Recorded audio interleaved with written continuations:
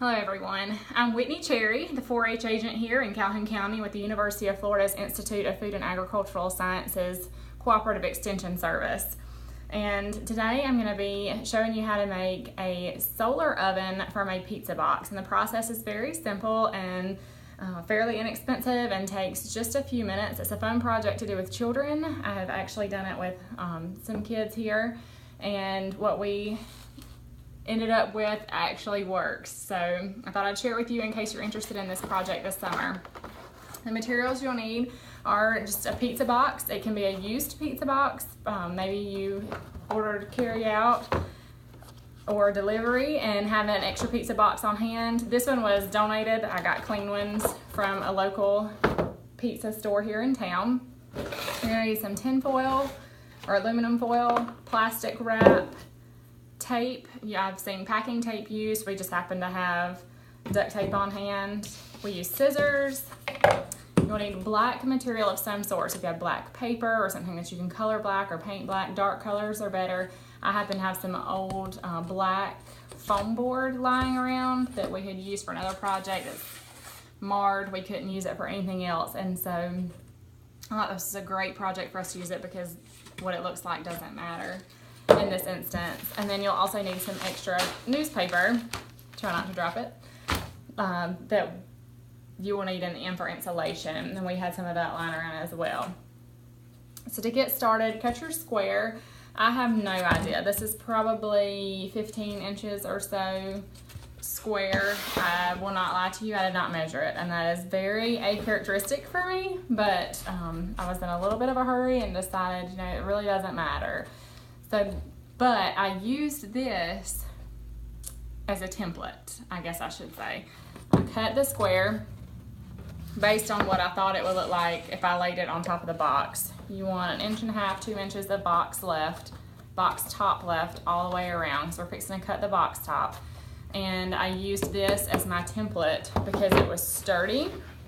And I just took my scissors, I didn't even trace. Took my scissors, laid the foam down, and scored the top of the box with my scissors. I caught part of that foam. My first piece was cleaner. As I said, this was just some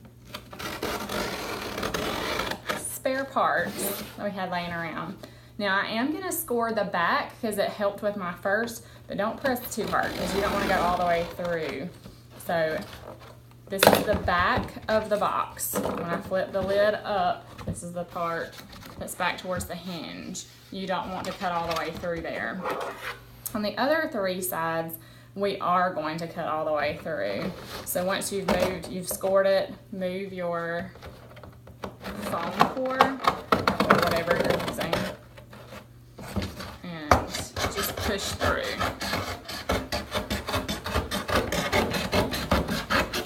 And this is not taking a great deal of effort, I'm not going to lie to you. It's fairly simple. Obviously you want to watch your fingers, you don't want to cut anything off or end up with any band-aids at the end of this project.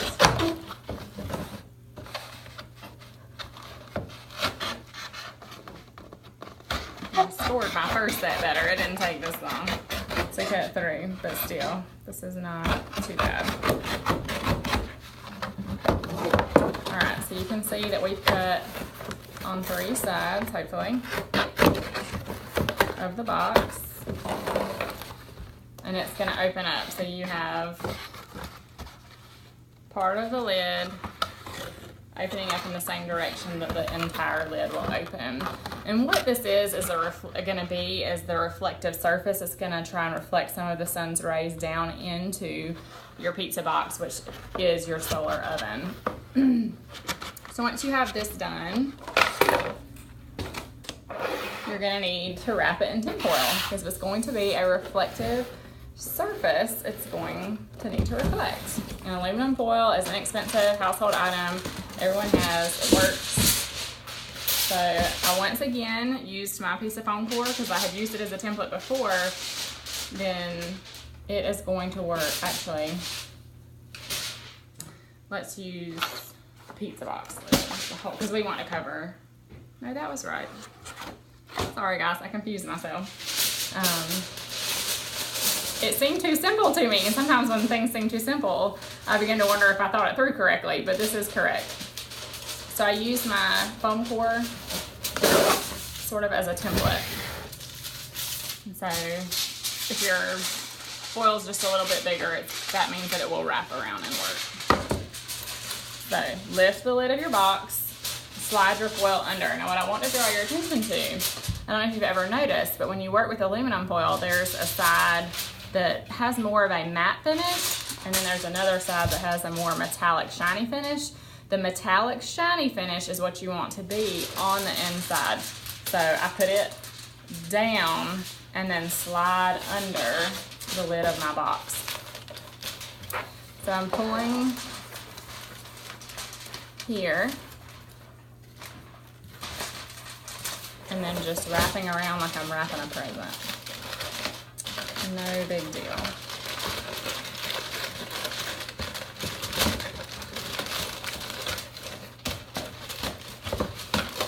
And I apologize for all the noise, I'm sure. This is making for a very noisy video.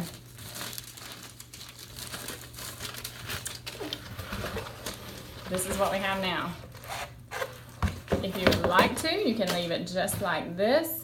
My pizza box solar oven is going to be used heavily. So I'm just taking a little bit of my tape and securing some of the edges. You could really get crazy and duct tape all the way around, I guess, but I don't think it's gonna be all that necessary. I just don't want this to slide off when my volunteers are using it with the children. So, oh, I doubled it over when it sticks to itself. That's not going to work. It's not where we wanted it to stick. I'll use what's left to tape a little bit more. All right, so it's not looking beautiful, but it is looking functional. And that's what I really needed today, was something functional. So now that I have the lid or the reflective portion complete, I'm gonna move on and finish up this lid, because if we're reflecting the heat into the box and there's nothing to trap that heat, then it's not gonna be much of an oven. So you guessed it, the material that we're going to use to trap the heat in is plastic wrap. So I took, you don't even have to flip that up really. I took this and kind of stretched like as if I were going to cover the whole box. And that worked best with our first design, our first model. I found that if there was plenty to wrap over, it worked better. Now, as with most people, I'm sure, I have a little bit of a love-hate relationship with plastic wrap. I love it when it works, and I hate it when it crumples up and doesn't. So of course, the first time when I was making this, everything went smoothly, so I'm sure I used all of my beginner's luck up, and it's not going to tape down very prettily and work for me this time. But we will make do.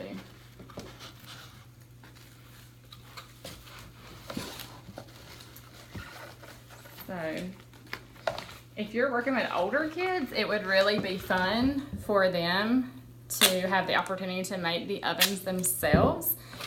However, the age group of the youth that we will probably be using these with first, or they're very young, they're what we call clover buds in 4-H. So they're 5, 6, and 7 years old. And that's not to say that they can't do this, or at least parts of this. Certainly they could be taping and helping me measure. I would measure to teach them good measuring skills if I were making this with them. We would have printed instructions for them to help me read and follow. It could be done, but your youth to adult ratio would have to be pretty low. And that may not necessarily be the case in the setting that we're going to be working in. It will be 1 to 5 instead of more like 1 to 2 or 3. All right. So So we did take one more piece because, as you'll notice, it wasn't wide enough to go all the way over, which happened the first time, so I was expecting that, even without the wadding the first time.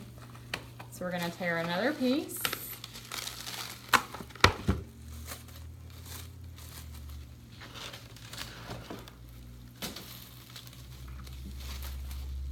It'll be no wonder to you why I love zip top bags and containers when we store food at our home. When I get through this video, you'll all be thinking, yeah, she doesn't use plastic wrap much. And you would not be mistaken. It has very specific functions in my home. I do keep it around, but I do not possess the finesse that you need to be highly effective with plastic wrap. Make sure that when you're wrapping with the plastic wrap that you're getting it pretty tight. You would want it to be stretched well because you don't want any air escaping. So if you have it stretched pretty firmly, hopefully that will not be much of an issue. I'm just going to continue to wrap this around, and the final piece of tape will secure it to the front of the box. And I think I'm actually going to go ahead and make myself two pieces here and run them long ways. Horizontal, I guess I should say. All right. So this is what I've got now. My reflective top. Something to trap in the heat, those greenhouse gases, if you're familiar with greenhouses and why your car gets so hot when you leave it out in the summer, especially if you live here in Florida where we do. Now, what I just did was secure a small piece of tape to the back here to hold this in. And I could do that to the front as well, but since I've already taped this part down, it's probably gonna stay on its own. But this was not taped to anything, it was just stretched. So this is precautionary. I haven't seen in any instructions that asked me to do that as I searched and looked at 4-H project books related to solar energy, but that's a Whitney thing. You can do it or not, it's up to you. If you feel like you need to tape across the top of your plastic wrap for any reason, you would not want to use reflective tape or anything that's opaque. You would want a transparent tape. So something like packing tape is probably the very best thing. You could probably get away with Scotch tape if you needed to. All right, so we have the reflective surface completed. We have our clear entrapment piece, as I call it, and we still have our handy dandy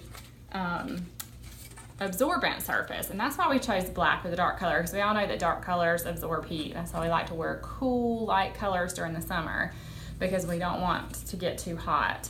And that's why my mother always said she would never have black leather seats in her car, because we live in Florida and it would absorb all the heat and burn her legs when she got into her shorts in the summer. Now, another Whitney modification is that I'm a little bit of a germaphobe, and I didn't like the idea of this pizza box soaking up anything that may have spilled over into it and then us having to throw it away or try to use it later and pray that the germs weren't still there. So I used my aluminum foil, and again, drug it over, gave myself a generous size piece. Now, reflective or less reflective surface, not important at this point, because we're not trying to reflect sun out. We're trying to keep light and heat in. This is really just a liner. If you prefer to use the plastic wrap, because I think it is a little less expensive than aluminum foil.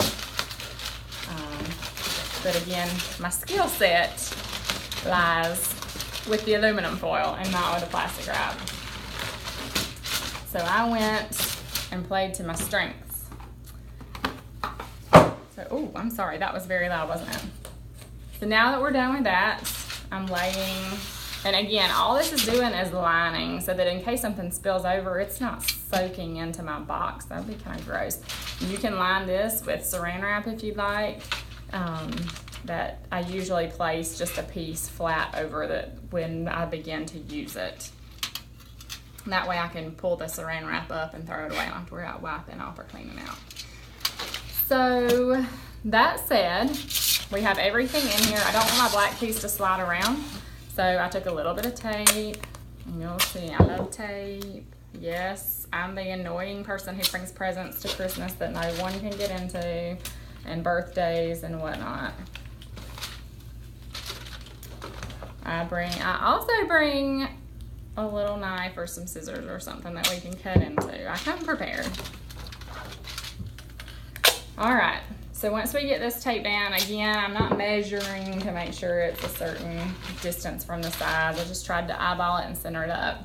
So now your solar oven is basically finished. You just need to make sure that you remember how to close a pizza box, because when you get all this saran wrap and tin foil, you can see you have to really kind of press down to get it to close up. But it closed well.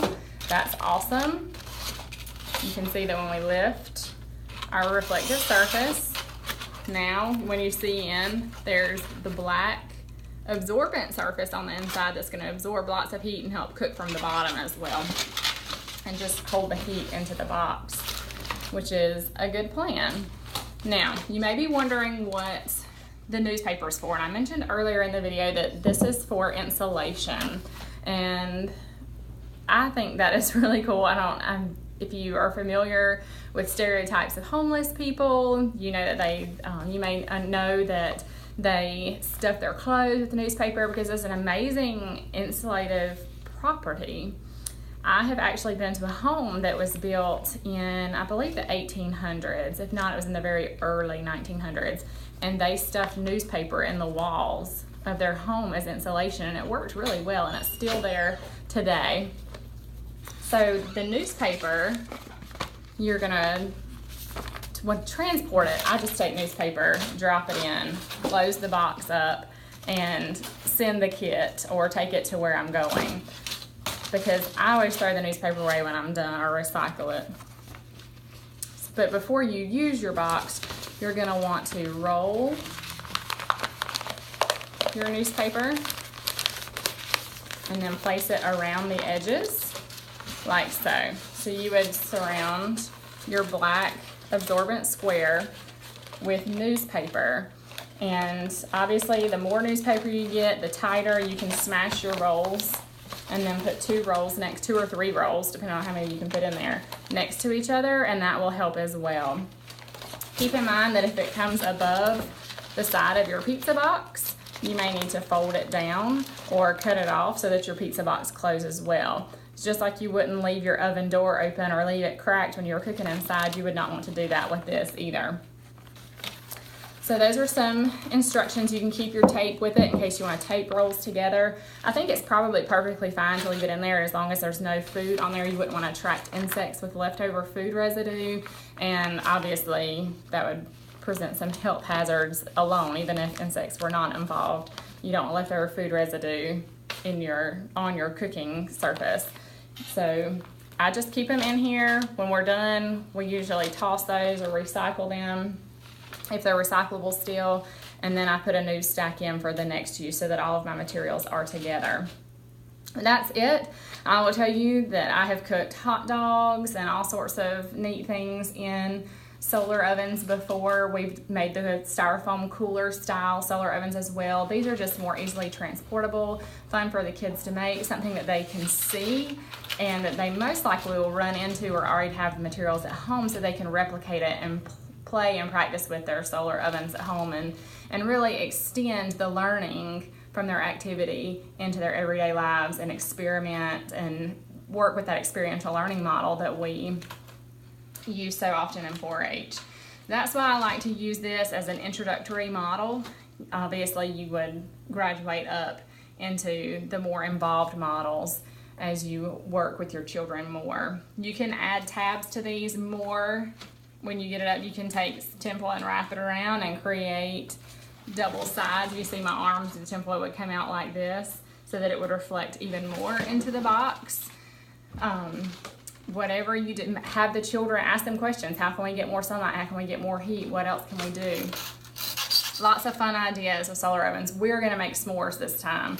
You lay your graham cracker, 2 halves of a graham cracker down, chocolate on one, marshmallow on the other, and it'll melt right down and be a fun treat. It won't taste quite like the smoky campfire s'mores, but it is an awesome activity and one that everyone enjoys. If you have any questions or comments, don't feel free to call our extension office and ask, or you can message me on Facebook. Thanks so much.